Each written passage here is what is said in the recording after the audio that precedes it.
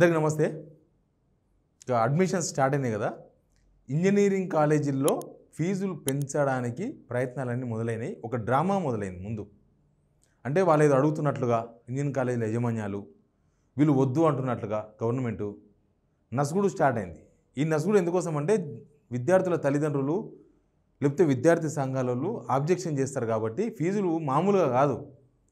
₹1,00,000 ఉన్నది ఒకటేసారి 1,50,000 పెంచమని అడుగుతున్నారు. 1,50,000 ఉన్నది 2 లక్షలు 2.5 లక్షలు చేయమని అడుగుతున్నారు. కాబట్టి జనాల నుంచి రియాక్షన్ వేరే ఉంటుంది. దానికోసం ఒక హైడ్రా స్టార్ట్ అయింది. ఈ హైడ్రామా అసలు దీనిలో విషయం ఏంటంటే ఆడిటర్స్ ఇంపార్టెంట్. ఆడిటర్స్ అంటే అసలు నిజంగానే 3 సంవత్సరాలకు ఒకసారి ఇంజనీరింగ్ కాలేజీల ఫీజులు పెంచాలి. అయితే ఇప్పుడున్న సిచ్యువేషన్లో ఆ కాలేజీలు ఏమంటున్నాయంటే వాళ్ళు ఒక ఆడిటింగ్ రిపోర్ట్ ఇస్తారు. ఇంజనీరింగ్ కాలేజీల వాళ్ళు ఈ కాలేజీ యాజమాన్యాలు ఎవరికి ఇస్తారంటే Telangana administration and fees regulation committee అని ఉంటుంది. ఇంజనీరింగ్ కాలేజీలు ఇంజనీరింగు తర్వాత అగ్రికల్చర్ ఇంజనీరింగ్ అన్ని ఆల్ ఇంజనీరింగ్స్ వీళ్ళు రిపోర్ట్ ఇస్తారు. ఆడిటింగ్ చేసి ఇస్తారు. ఏంటంటే మా దగ్గర ఇంతమంది లెక్చరర్స్ పెట్టాము, ఈ 3 ఇయర్స్లో మేము ఇన్ని కొత్త కోర్సులు ప్రవేశపెట్టినాము, ఈ 3 ఇయర్స్లో మేము ఇంత ఎక్స్పెండిచర్ సదుపాయాల మీద ఖర్చు పెట్టినాము, మాకు లాస్ వస్తుంది, మాకు ఫీజులు ఇస్తే తప్ప మేము నడపలేము కాలేజీ అనే స్టేజ్లో ఒక రిపోర్ట్ ఇస్తారు ఆడిటర్స్.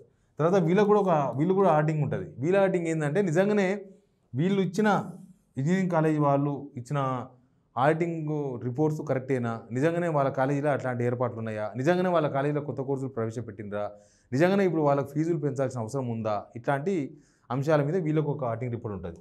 అయితే ఇక్కడ ఒక పెద్ద కుట్ర ఇక్కడనే ఉంది. ఆ కుట్ర మీకు చెప్పే కన్నా ముందు మీరు ఈ వీడియో చూస్తున్న వాళ్ళకి అందరికీ థ్యాంక్స్. కింద ఉన్న సబ్స్క్రైబ్ బటన్ నొక్కండి. సబ్జెక్ట్లోకి పోతే ఇప్పుడు యాక్చువల్గా ఇక్కడ ఆడిటర్స్ వేరు, ఇక్కడ ఆడిటర్స్ వేరుగా ఉండాలి. కానీ నాకున్న సమాచారం వీళ్ళు ఒకటేనట. అంటే ఇక్కడ ఫీజులు పెంచాల్సిందే. వీళ్ళంతా చాలా సదుపాయాలు కల్పించారు, చాలా సౌకర్యాలు కల్పించారు, చాలా కొత్త కోర్సులు తీసుకొచ్చిండ్రు, చాలా నిపుణులను పట్టుకొచ్చిండ్రు, వాళ్ళకి జీతాలు ఇస్తున్నారు వేలకు వేలు. కాబట్టి వీళ్ళంతా ప్రస్తుతం ఫీజులు పెంచక తప్పదు అని ఇచ్చే ఆడిటర్ రిపోర్టు వాళ్ళు ఆడిటర్సు. తర్వాత ఇక్కడ ఈ పరిశీలించి ఇవి కరెక్టే అని పరిశీలించే ఆడిటర్సు ఒకటే. తర్వాత వీళ్ళు కుమ్మక్కయ్యిండ్రు అనేది ఒక పెద్ద చర్చ నడుస్తుంది. అసలు ఇంకా ఉంటుంది కదా, పెట్టేతోడు మనోడైతే ఏం మూల కూర్చున్నా మూలగం పొక్క దొరుకుతుంది అన్నట్టు. ఇంకా వాళ్ళు కుమ్మక్కైనాక ఇంకా పెంపుదలను ఎవడాపుతాడు? ఎవడు ఆపడానికి ఛాన్స్ లేదు. ఈ ఆర్డర్స్ వీళ్ళు ఇచ్చింది అదే, వాళ్ళు ఇచ్చింది అదే. అయితే ఇది బయటకు పొక్కింది. ఇదేదో గోల్మాల్ నడుస్తుంది. అంతా వాళ్ళు పదురుకొని ఆర్డర్స్ అంతా ఒకటే పెట్టుకొని వీళ్ళు చెకింగ్ ఏం లేదు. ఇంకా వీళ్ళు ఒకటే అయినప్పుడు ఇంకేముంటుంది, ఏమి లేకుండా చేస్తున్నారు అనే కుట్ర బయటకు వచ్చే వరకు ఇప్పుడు దీనిలో అధికారులు ఉంటారు కదా, Telangana administration and fees regulation committee వాళ్ళు ఉన్నారు కదా, వీళ్ళు ఇదేంది మేము ఇది తేలుస్తాం, ఫస్ట్ ఇది అట్టెట్లయితే వాళ్ళు ఎట్లా కుమ్మక్క అవుతారు, అందరూ కుమ్మక్కే. దీనిలో ఎవరు శుద్ధపూసలు కాదు, అందరు కలిసి కుడబలుకొనే జనాల మీద భారం మోపాలనే ప్రయత్నం. ఏదో 10,000 20,000 పెంచితేనేమో పెద్ద భారం కాదు. వాళ్ళు ఇచ్చిన ప్రతిపాదనలు ఇట్లా ఉన్నాయి. మొత్తం 157 కాలేజీలు ఉంటే ఒక 60 కాలేజీల వరకు వాళ్ళకు ఫీజు పెంచమని ఆల్రెడీ ప్రతిపాదనలు పెట్టినాయి గవర్నమెంట్ ముందు. ఇట్లా ఉన్నాయి. కొన్ని కాలేజీలు మాత్రమే మీకు చూపించగలుగుతున్నా. సిబిఐటి 1,65,000 ఉంటే 2,23,000 అంటే ఫీజు. అంటే ఎంత ఎక్కువ? దగ్గర 58,000 ఎక్కువ, 58. అంటే ఎంత పర్సెంటేజ్ వస్తుంది? 1,65,000లో 58% అంటే ఆల్మోస్ట్ 30% పైన, 32-33%. విఎన్ఆర్ విజ్ఞాన జ్యోతి 1,35,000 ఉంటే 2,20,000 అంట. చూడు ఎట్లున్నది, ఎంత ఎక్కువ? ఇది ఒక 65,000, అదొక 85,000 ఎక్కువనంట. 85,000 అంటే ఆల్మోస్ట్ 40-45% ఫీజు పెంచమని అడుగుతున్నారు కాలేజీల వాళ్ళు. వాసవి ఇంజనీరింగ్ కాలేజ్ 1,40,000 ఉంటే 2,15,000 చేయమని అంటున్నారు. మహాత్మా గాంధీ అంది కదా ఎంజీఐటి 1,60,000 ఉంటే 2 లక్షలు చేయమంటున్నారు, 40,000 పెంచమంటున్నారు వాళ్ళు. సివిఆర్ కాలేజ్ 1,50,000 ఉంటే 1,98,000, 45,000 పెంచమంటున్నారు. ఎంబీఎస్ఆర్ 1,30,000 ఉంటే 1,60,000 చేయమంటున్నారు. మాతృశ్రీ ₹1,00,000 అంటే 1,02,000. మాతృశ్రీ అంటే వీళ్ళది ఎంబీఎస్ఆర్ వాళ్ళదే రెండో కాలేజ్, అది వీళ్ళది అదే మొదటి కాలేజ్ యాక్చువల్గా.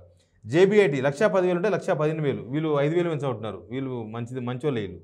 తర్వాత జేబీఆర్ఈసీ 87,000 ఉంటే 1,06,000 చేయమంటున్నారు. స్టాన్లీ మహిళా కాలేజ్ 85,000 ఉంటే 95,000. మెథడిస్ట్ కాలేజ్ 75,000 ఉంటే 86,000 చేయమంటున్నారు.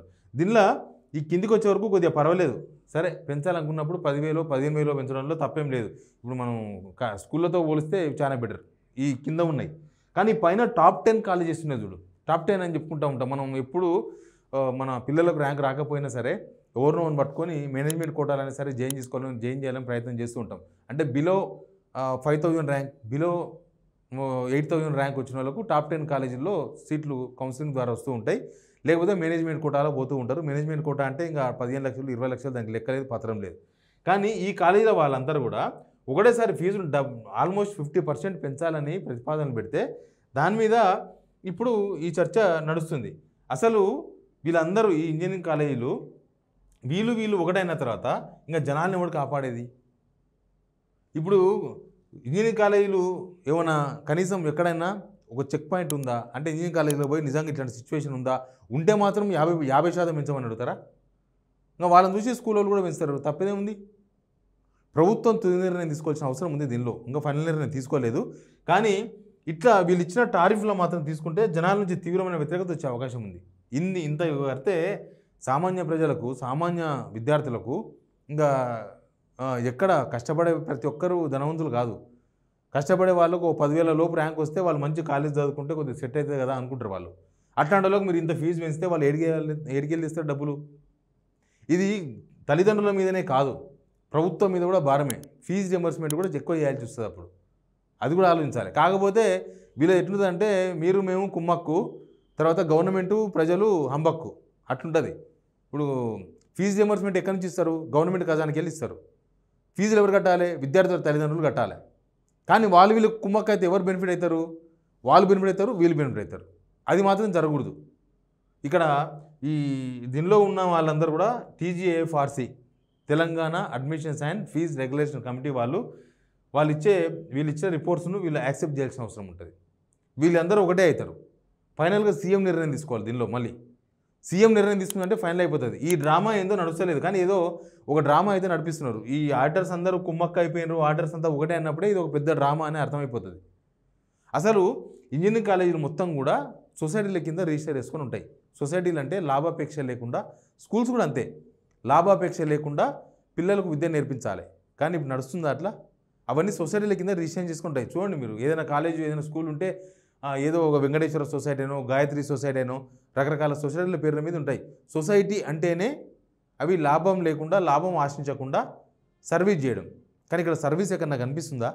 మొత్తం వ్యాపారమే. అసలు సర్వీస్ అనేది 0, వ్యాపారం అనేది 100%. ఇప్పుడు వీళ్ళకు ప్రభుత్వాలు సహకరిస్తూ ఉంటాయి. ప్రభుత్వాలు వాళ్ళంతా ఒకటే. మధ్యలో జనం అది ఇబ్బంది పడాలి. జనం ఫీజులు కట్టకపోతే ఊకుంటారు కాలేజీల వాళ్ళు ఫీజులు పెంచిన తర్వాత. కాబట్టి ఇవాళ రేపు నిర్ణయాలు తీసుకుంటారంట. బట్ అక్కడ ఉన్న సౌకర్యాలు ఏంది? అసలు నాకు ఒక లెక్చరర్ ఫోన్ చేసిన ఒక కాలేజీకి వెళ్ళి, సార్ మాకు ఇచ్చే శాలరీస్ చాలా తక్కువ, 3 ఇయర్స్ నుంచి ఇప్పటికేం పెంచలేదు. అంతకుముందు కరోనా వచ్చింది, కరోనా వచ్చినప్పుడు మాకు జీతాలు లేవు, ఏం లేవు, కాలేజీ లేవు, జీతాలు లేవు. తర్వాత కూడా మాకు ఉద్యోగాలు ఇవ్వడమే గ్రేట్ అన్నట్టుగా కాలేజీ యజమాన్యాలు ఫీల్ అయిపోయినాయి. ఏదో దొరికింది కదా అని మేము కూడా ఉద్యోగాలు చేయక తప్పలేదు కుటుంబ పోషణ కోసం. మా శాలరీస్ ఏం పెరగవు సార్, మా శాలరీస్ అప్పుడు ఇప్పుడు ఎప్పుడు గింతే ఉంటాయి, ఇంతకు మించి ఏముండదు అన్నారు. అంటే వాళ్ళకు శాలరీస్ కూడా వీళ్ళు లెక్క కట్టి చూపిస్తారు, మేము ఇంతమందికి ఇంత శాలరీస్ ఇస్తున్నామని. అసలు ఇంజనీరింగ్ కాలేజీల్లో అసలు ఎంతమంది స్టాఫ్ ఉంటారో ఆ స్టాఫ్ అందరూ నిజంగా వర్క్ చేస్తున్నారా, లేకపోతే డమ్మీ పెట్టేసి వాళ్ళకు ఐడి కార్డు ఇచ్చి వాళ్ళకు అకౌంట్ క్రియేట్ చేసి వాళ్ళ దాన్ని డబ్బులు వేసి ఆ ATM కార్డులు యజమాన్యాల దగ్గర ఉంచుకొని ఆ డబ్బులు విత్డ్రా చేసి మా దగ్గర ఇంతమంది పనిచేస్తారని చూపిస్తారా అనే ఒక చెక్ కూడా గవర్నమెంట్లో లేదు. కనీసం ఒక ఫిజికల్ ఇన్స్పెక్షన్ కూడా ఉండదు. నిజంగానే కాలేజీలో ఇవన్నీ ఉన్నాయా? అసలు కాలేజీల ఏర్పాట్లు ఉన్నాయి? ఇప్పుడు ఇంజనీరింగ్ అంటేనే పెద్ద కథ కదా. ఇంజనీరింగ్ చదివిన వాళ్ళు చాలామంది ఉద్యోగాలు లేవు. ఇంజనీరింగ్ చదువుకున్న వాళ్ళు చాలామంది వేరే వేరే ఫీల్డ్లోకి వెళ్ళిపోతున్నారు ఇంజనీరింగ్ వదిలేసి. అసలు ఎందుకు వెళ్ళిపోతున్నారంటే స్కిల్స్ లేకపోవడంతో. స్కిల్స్ ఎందుకు లేవంటే కాలేజీల్లో ఉండే పరిస్థితులు, కాలేజీలో సౌకర్యాలు లేకపోవడం, కాలేజీలో సరిగ్గా చెప్పకపోవడం, ఇట్లాంటివన్నీ కూడా వాళ్ళ చదువు మీద ఎఫెక్ట్ ఉంటాయి. ఉరుకులాడకుండా పోయి జాయిన్ అయిపోతారు, కౌన్సిలింగో లేకపోతే డబ్బులనో అయితే మేనేజ్మెంట్ కూడా పోయి జాయిన్ అవుతారు. కానీ డ్రాప్అవుట్స్ కూడా చాలా ఉన్నాయి. ఇంజనీరింగ్ కాలేజీకి వెళ్ళి ఫస్ట్ ఇయరో సెకండ్ ఇయరో ఒక సెమ్లో 4 సబ్జెక్టులో 3 సబ్జెక్టులో పోగానే అక్కడి నుంచి స్కిప్ అయిపోతారు. సెకండ్ ఇయర్లో కూడా కొన్ని సబ్జెక్టులు పోగానే అక్కడి నుంచి డ్రాప్అవుట్ అయిపోతారు. అడ్మిషన్ తీసుకున్న వాళ్ళందరూ కొసదాకా చదవరు, మధ్యలో వదిలేసే వాళ్ళు ఉంటారు చాలామంది.